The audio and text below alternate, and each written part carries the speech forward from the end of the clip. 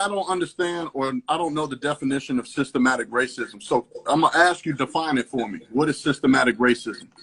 Systemic racism is when you have practices, policies, and legislation that are structured in a way that disproportionately impacts Black people. Do you want me to give you some examples of policy or legislation? All right, I want to show you guys this clip because this Trump supporter made the mistake of asking about systemic racism during a debate, and the conscious Lee, who I'll link in the description below, ends up schooling him on what systemic racism is in under 3 minutes. And just to take a step back, systemic racism doesn't always mean laws that are on the books today are screwing over Black people. It's more about what's baked into the structure of society. It's more about the downstream effects of federal policies from the 60s. My grandparents were alive in the 60s. That's 1 or 2 generations ago. And you can look at redlining, a federal policy that designated certain neighborhoods, usually ones with predominantly Black residents, as too risky for loans or investments. I mean, banks wouldn't lend money for homes in these areas. Homeowners couldn't get the funding they needed to buy homes or to build wealth, and meanwhile, other white neighborhoods were labeled safe, which only furthered the wealth gap in this country.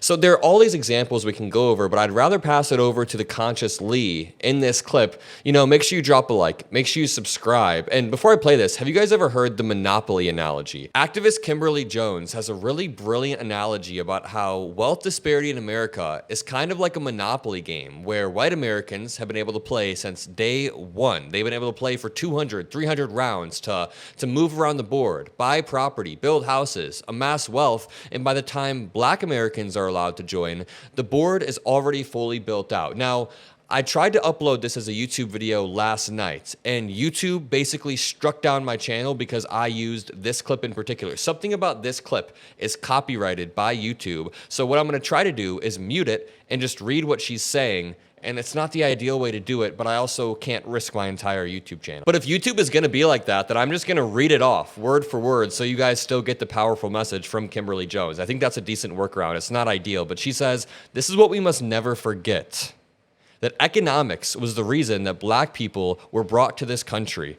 We came to do the agricultural work in the South and the textile work in the North. Do you understand that that's why, what we came to do? We came to do the agricultural work in the South and the textile work in the North. She then says, now right now, if I decided that I wanted to play Monopoly with you, and for 400 rounds of playing Monopoly, I didn't allow you to have any money, I didn't allow you to have anything on the board, I didn't allow for you to do anything while we played one another, and then we played another 50 rounds of Monopoly, and everything that you gained and earned while you were playing that round of Monopoly was taken from you. That was Tulsa, the race massacre. That was Rosewood. There are pipes. There are places where we built Black economic wealth, where we were self-sufficient, where we owned our stores, where we owned our property, and they burn it to the ground. So that's 450 years, she says.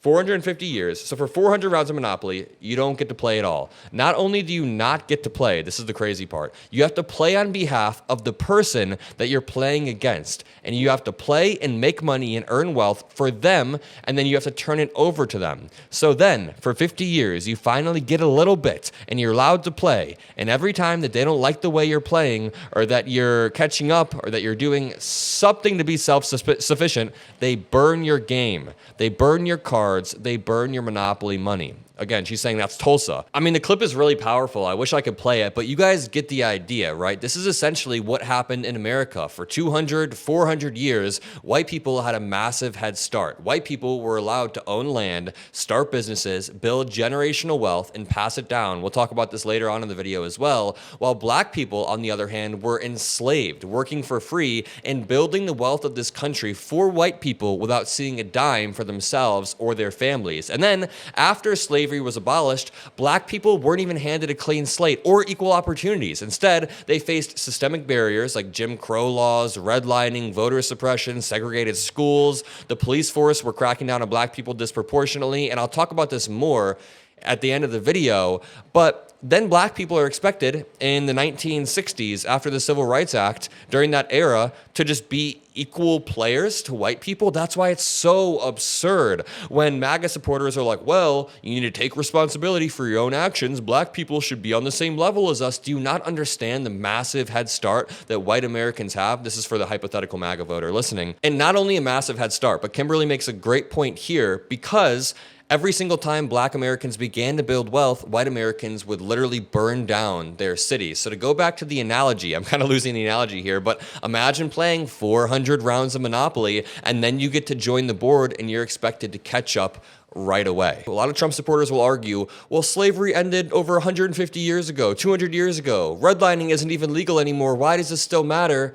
But it matters because the effects of these policies didn't just vanish overnight when the laws changed. We can go to redlining, for example. Think about the ripple effects of that law. Without access to affordable home loans, black families couldn't accumulate wealth through property ownership, which, by the way, is the single largest source of generational wealth in America, and black people were deprived of that. Even after slavery ended, even after the Civil Rights era, this meant fewer opportunities for better education, fewer opportunities for starting businesses or escaping cycles of poverty, and these disparities didn't happen by accident. They were the result of deliberate policies put into place by white people. And redlining is just a single example. We can look at mass incarceration, which disproportionately targets black communities. We can look at voter suppression laws that are designed specifically to disenfranchise certain voters, specifically black voters. There are even disparities in healthcare access. This is real. There are disparities in healthcare access between white and black Americans, and these are all downstream effects of systems put in place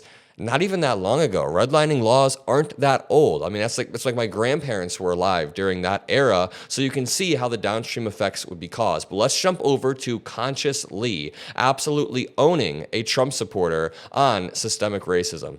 Here we go. I don't understand, or I don't know the definition of systematic racism. So I'm going to ask you to define it for me. What is systematic racism? Systemic racism is when you have practices, policies, and legislation that are structured in a way that disproportionately impacts black people. Do you want me to give you some examples of policy or legislation?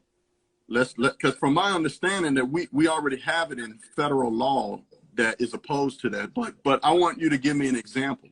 I'm gonna give you Definitely an example. give me an example. I'm gonna give you the perfect example first. Right. Let's go straight on down. Straight to the perfect example. See, the second video that got my attention is where you were rhetorically asking the question, like, what can me as a black person not do? You deflecting.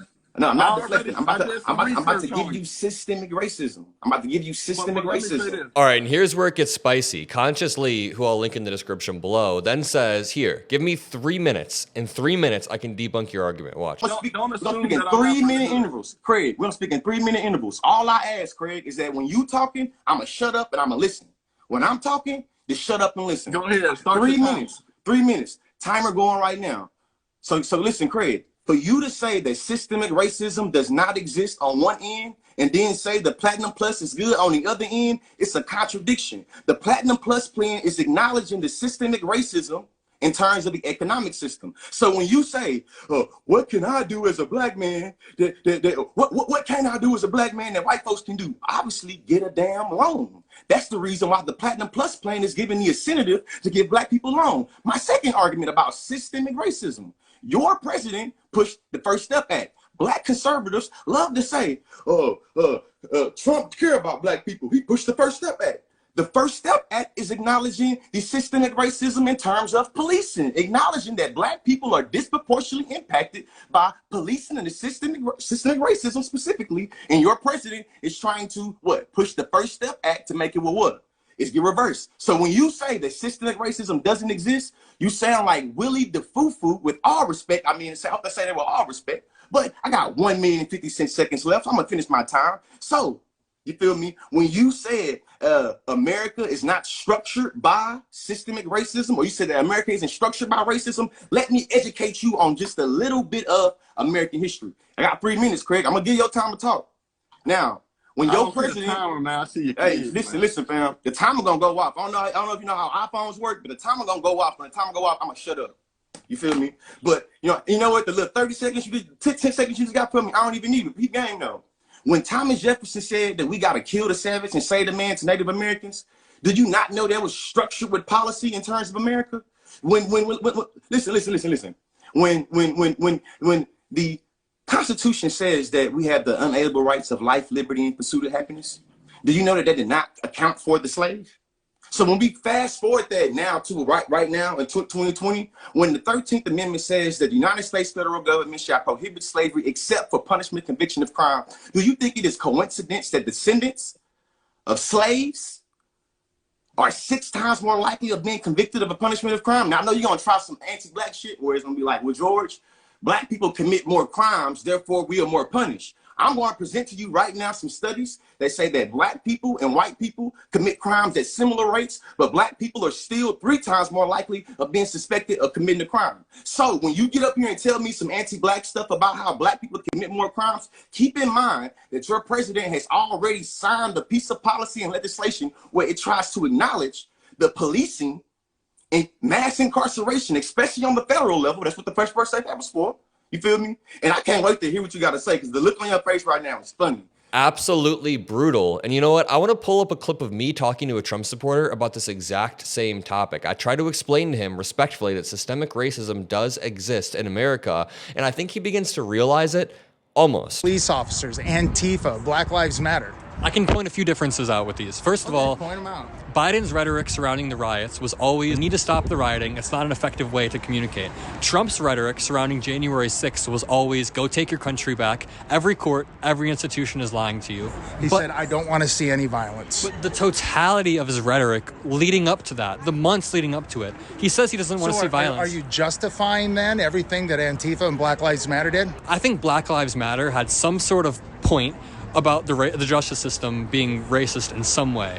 No, you don't think so? No, absolutely not. I don't buy in systemic racism. You don't think so? At all, no. Even just, marijuana usage. White and black people use marijuana at roughly the same rates across the country, but black people are arrested and charged at a 4 times higher rate.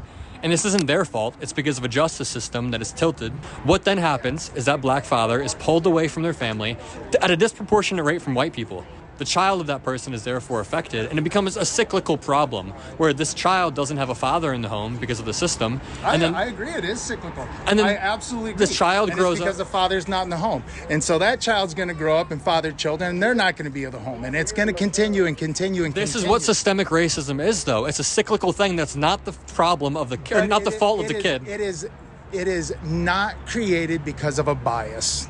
You don't think there's going to go off of that? No. There's no bias in America when it comes to race. You don't think so? You're not going to pigeonhole me into that. I'm not even trying to pigeonhole him into anything. He literally admitted that he understands cycles of poverty or the cyclical nature of systemic racism. And I think when this dude is talking about biases or biases held by judges and police officers, he thinks that I mean like a police officer goes home and there's a KKK robe in their closet and that's causing them to be biased on a day-to-day basis, when it's a lot more implicit than that, right? People can have these biases deep down and it causes them to pull black Americans over at a disproportionate rate, to arrest black Americans at a disproportionate rate. We can even go to the judges. Judges hold a lot of power, and I'm not saying every judge has a swastika tattoo on the chest. No, we're saying that people have, especially older white men, have implicit biases that can affect how they view people on a day-to-day basis. And black people have biases too. I can absolutely guarantee that there are black Americans who grew up in predominantly black neighborhoods and they have biases about white people. I mean, it's human nature. And of course, you're supposed to curtail it. Racism shouldn't exist, but people have these biases. The only thing is, black Americans don't hold the structural power that white Americans do, so white Americans are actually able to enact on these biases. There's been 1 black president and 45 white presidents and 1 orange president. I mean, you can look at the makeup of Congress as disproportionately white men. It always has been. So white people have always had the ability to act on their biases in a way that screws over other races. And I'll leave it at that. Make sure you drop a like, subscribe for more. Have a great rest of your day, and I'll see you in the next one. Peace out.